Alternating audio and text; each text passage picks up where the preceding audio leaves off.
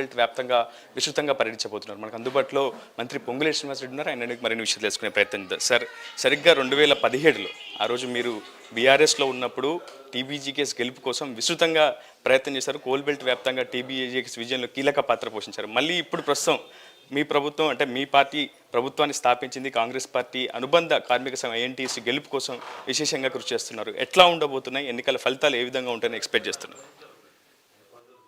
కార్మికుల దీవెనలతో, కార్మికుల ఆశీస్సులతో కాంగ్రెస్ పార్టీ అనుబంధ సంఘమైన ఐఎన్టీసీ ఈ సింగరేణి ఎన్నికల్లో ఘన విజయం సాధించబోతుంది.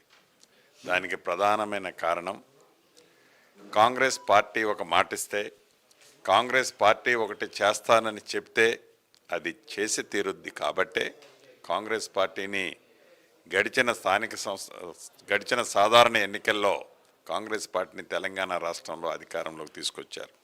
అదే రకంగా ఏదైతే ఈనాడు కేంద్ర ప్రభుత్వం తీసుకుంటున్న అనేక నిర్ణయాలు ప్రతి ప్రభుత్వ సంస్థలని ప్రైవేటీపరం చేస్తున్న సంఘటనలు ఈనాడు మనం చూస్తున్నాం.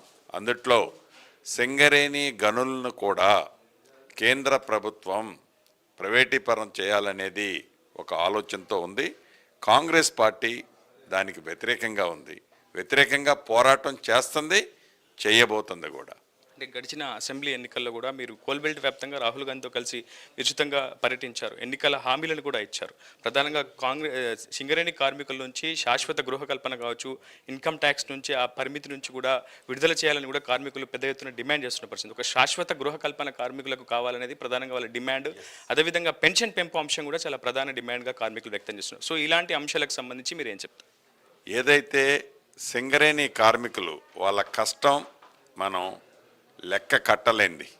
సింగరేణి కార్మికులు ఏదైతే వారు న్యాయబద్ధమైన కోరికలు కోరుతున్నారో, ప్రధానమైంది ప్రతి కార్మికుడికి ఒక ఇల్లు కావాలి అని వారి చిరకాల స్వప్నం ఏదైతే ఉందో, ఈ ప్రభుత్వంలో ఇందిరమ్మ రాజ్యంలో వాళ్ళకి ఇళ్ల స్థలముతో పాటుగా వడ్డీ లేని రుణాన్ని 20 లక్షల రూపాయలు ఇచ్చే కార్యక్రమాన్ని రేపు మన ప్రభుత్వం, ఇందిరమ్మ ప్రభుత్వం సింగరేణి కార్మికులకు ఇవ్వనుంది. అంతేకాదు, పోయినసారి ఎన్నికల్లో 52,000 ఓట్లుంటే సింగరేణి ప్రాంతంలో కార్మికులుంటే ఈనాడు అది 39,000 కార్మికులకి తగ్గింది. గత ప్రభుత్వం అనేక వాగ్దానాలు చేసింది, ఉద్యోగాలు ఇచ్చామని చెప్పింది. ఒక్క సింగరేణి సంస్థలోనే సుమారుగా 15,000 14,000 ఓట్లు తగ్గి, అంటే 14,000 కార్మికులు తగ్గారు. రాష్ట్ర వ్యాప్తంగా సుమారు 2 లక్షల ఉద్యోగాలు ఖాళీగా ఉన్నాయి. ఇక సింగరేణి కార్మికుల న్యాయబద్ధమైన కోరిక, ఇన్కమ్ ట్యాక్స్ కోరిక ఉంది. కేంద్ర ప్రభుత్వంలో ప్రజల దీవెనలతో కాంగ్రెస్ ప్రభుత్వం రాబోతుంది. తప్పకుండా ఇన్కమ్ ట్యాక్స్ ఎగ్జంప్షన్తో పాటుగా న్యాయమైన వారి ఇళ్ల సమస్యని పరిష్కరించుకునే దాంట్లో పాటుగా ఉద్యోగాలు కల్పించే దాంట్లో కూడా తప్పకుండా ఈ కాంగ్రెస్ ప్రభుత్వం చర్యలు తీసుకోబోతుంది. సింగరేణి కార్మికులకు మీ ద్వారా ఒక్కటే తెలియజేస్తున్నాను, సాధారణ ఎన్నికల్లో మీ దీవెనలతో తెలంగాణ రాష్ట్రంలో ఇందిరమ్మ రాజ్యాన్ని తెచ్చుకునే దాంట్లో మీ అందరి పాత్ర ఉంది. ఈనాడు రాష్ట్ర ప్రభుత్వం, కాంగ్రెస్ ప్రభుత్వం అధికారంలో ఉంది. మీరు కాంగ్రెస్ అనుబంధ సంస్థ అయిన ఐఎన్టీసీని గెలిపించినట్టయితే, గడియారం గుర్తుపై మీ అమూల్యమైన ఓటు వేసి మంచి మెజార్టీతో ఐఎన్టీసీని గెలిపించినట్లయితే, ఏదైతే కారుణ్య నియామకాలలో గత ప్రభుత్వ టైంలో ఒక కారుణ్య నియామకాన్ని ఏర్పాటు చేసుకోవాలంటే 5 నుంచి 7 లక్షల రూపాయలు నాకు తెలిసి చాలామంది దగ్గర వసూలు చేసి గత ప్రభుత్వం ఆ ఉద్యోగాలు ఇచ్చింది. అర్హులైన ప్రతి ఒక్కరికి ₹1 ఖర్చు లేకుండా కారుణ్య నియామకాలు చేపట్టే కార్యక్రమాన్ని ఈ ప్రభుత్వ పక్షాన నేను తీసుకుంటాను. రాష్ట్ర ఆవిర్భావానికి ముందు లాభాల బాటలో ఉన్న సింగరేణి ప్రస్తుతం అప్పుల ఊబిలో కూరుకుపోయింది. సుమారు విద్యుత్ సంస్థల నుంచి 18,000 కోట్ల బకాయిలు రావాల్సి ఉంది. సింగరేణి సీఎండీ కూడా అనేక అక్రమాలకు పాల్పడ్డారన్న ఆరోపణలు కూడా మీ ప్రభుత్వానికి ఫిర్యాదుల రూపంలో వచ్చి ఉన్నాయి. ఇప్పటివరకు ఎటువంటి యాక్షన్ ప్లాన్ లేదు. దానికి సంబంధించి ఏమన్నా చర్యలు తీసుకోబోతున్నారా ఆ బకాయిలకు సంబంధించి?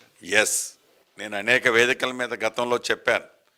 సింగరేణి ఏదైతే లాభాల బాటలో ఉందో, సింగరేణి ఉద్యోగస్తులకి డబ్బులు ఇవ్వాలంటే మళ్ళీ ఏదో ఒక బ్యాంకు నుంచి అప్పు తీసుకోవాల్సిన పరిస్థితి ఈనాడు ఉంది. దానికి ప్రధానమైన కారణం మొన్నటిదాకా పరిపాలించిన ప్రభుత్వం బీఆర్ఎస్ ప్రభుత్వం. ఈ ప్రభుత్వం సింగరేణి దగ్గర కొన్న బొగ్గుకు కానీ విద్యుత్తుకు కానీ ఇతరత్రక సింగరేణికి ఇవ్వాల్సిన డబ్బు ₹1 కూడా గత ప్రభుత్వం సింగరేణి సంస్థకి ఇవ్వని కారణంగా జీతాలు 1వ తారీఖు నాడు ఇచ్చే పరిస్థితిలో లేని సింగరేణి సంస్థని తప్పకుండా ఈ రాష్ట్ర ప్రభుత్వం కాపాడుకుంటుంది. అంతేకాదు సింగరేణి కార్మికులని పొట్టలో పెట్టుకొని ఈ రాష్ట్ర ప్రభుత్వం చూసుకోబోతుంది. చివరగా మీ ద్వారా కార్మిక సోదరులకి సోదరీమణులకి ఒక్కటే చెప్తున్నాను, ఈనాడు మీ దీవెనలతో వచ్చిన ఇందిరమ్మ రాజ్యంలో ఈ సింగరేణి సంస్థలో కూడా కాంగ్రెస్ అనుబంధ సంస్థ అయిన ఐఎన్టీసీ గుర్తు గడియారం గుర్తుపై మీరు అత్యధిక ఓట్లు వేసి మంచి మెజార్టీతో ఈ సంఘాన్ని గెలిపించుకున్నట్లయితే భవిష్యత్తులో రాబోయే 5 సంవత్సరాలలో ఈ సింగరేణి కార్మికుల కష్టాలన్నీ ఇందిరమ్మ రాజ్యంలో మన ప్రభుత్వంలో తీర్చుకుందాం. ఎవరికో అధికారంలో లేని వారికి మీరు ఓటేసినట్లయితే దున్నపోతుకి గడ్డేసి పాలియమంటే దున్నపోతు పాలివ్వదు, పాలిచ్చే గేదెకి గడ్డేస్తే దాని ద్వారా మనకి పాలు వస్తాయి. కాబట్టి ఈనాడు అధికారంలో ఉన్న కాంగ్రెస్ పార్టీ అనుబంధ సంస్థ ఐఎన్టీసీ గుర్తు గడియారం గుర్తు మీద వేసి మీ అమూల్యమైన ఓటుని మంచి మెజార్టీతో గెలిపించుకొని మీరు గతంలో ఏదైతే పోరాటం చేస్తే సాధిస్తామని చెప్పిన పార్టీలకు ఓటేస్తే అది బూడిదలో పోసిన పన్నీరే అవుతుంది.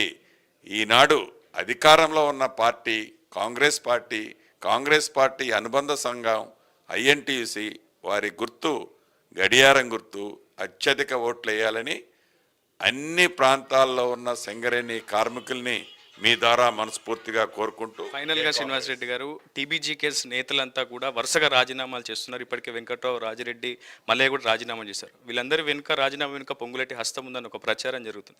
ఏం ప్రలోభాలకు గురి చేశారు, ఏం చేశారు? అంటే శ్రీనివాస్ రెడ్డి చెప్తేనే రాజీనామా చేశారు కాదు, సాధారణ ఎన్నికల్లో తెలంగాణ రాష్ట్రంలో ఏదైతే ప్రజలు తీర్పిచ్చారో అహంకారానికి, ఆదరణకి, ప్రజల పరిపాలనకి, అధికార మదానికి ఏదైతే ప్రజల దీవెనలు ఇచ్చి కాంగ్రెస్ పార్టీ అభ్యర్థుల్ని రాష్ట్ర వ్యాప్తంగా పెద్ద ఎత్తున ఏ రకంగా గెలిపించారో, ముఖ్యంగా సింగరేణి ప్రాంతంలో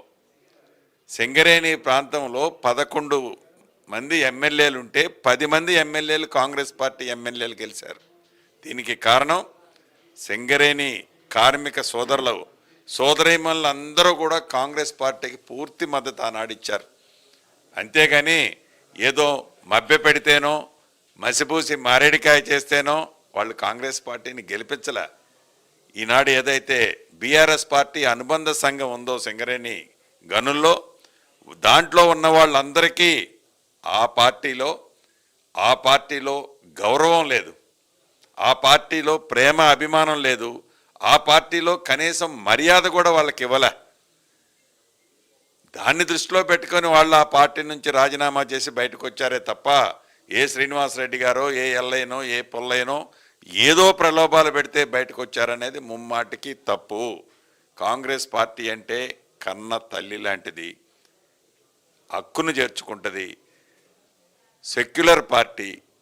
ఈ పార్టీ అనుబంధ సంఘం కూడా ప్రేమగా కార్మికుల్ని కాపాడుకుంటుంది. కాబట్టి వీళ్ళందరూ ఈనాడు ఐఎన్టీసీకి మద్దతు తెలుపుతున్నారు. మరొక్కటి, మీ ద్వారా యావత్ తెలంగాణ రాష్ట్రంలో ఉన్న క్రిస్టియన్ సోదరులందరికీ, సోదరీమణులందరికీ కూడా మనస్ఫూర్తిగా క్రిస్టమస్ శుభాకాంక్షలు, అదే రకంగా అడ్వాన్స్ నూతన సంవత్సర శుభాకాంక్షలు కూడా తెలుపుకుంటూ జై కాంగ్రెస్. మొత్తంగా సింగరేణి గుర్తింపు సంఘం ఎన్నికల్లో ఐఎన్టీయూసీ గెలిపై విశ్వాసం ధీమా వ్యక్తం చేస్తున్నారు మంత్రి పొంగులేటి శ్రీనివాసరెడ్డి. ఖచ్చితంగా కార్మికుల సంక్షేమం కోసం, కార్మికుల అభివృద్ధి కోసం, సింగరేణి అభివృద్ధి కోసం కాంగ్రెస్ పార్టీ విశేషంగా కృషి చేస్తుంది. ఇచ్చిన ప్రతి ఒక్క హామీని నెరవేరుస్తుందన్న ఒక అంశాన్ని కూడా ఆయన వ్యక్తపరుస్తున్నారు. ఖచ్చితంగా కార్మికులంతా గడియారం గుర్తుకు ఓటు వేసి ఐఎన్టీయూసీని గెలిపించాలని ఆయన విజ్ఞప్తి చేస్తున్న పరిస్థితుంది. ఈరోజు ఇల్లందు, కొత్తగూడెం, పినపాక కోల్బెల్ట్ ప్రాంతాల్లో ఆయన విస్తృతంగా ప్రచారం చేస్తున్నారు. ఇతర యూనియన్లకు సంబంధించినటువంటి ముఖ్య నేతలను కార్మికులను తిరిగి ఐఎన్టీసీలో చేర్చేందుకైతే ఆయన విస్తృతంగా ముమ్మర ప్రయత్నాలు అయితే కొనసాగిస్తున్నారు. ఇది వీడియోలో ఇస్తున్న రిపోర్టర్ ఉదయ్ RTV ఇల్లు నుంచి. సింగరేణిలో గుర్తింపు సంఘం ఎన్నికల ప్రక్రియ కీలక దశకు చేరుకుంది. ఇప్పటికే స్వయంగా కాంగ్రెస్ పార్టీ అనుబంధ కార్మిక సంఘం INTUCని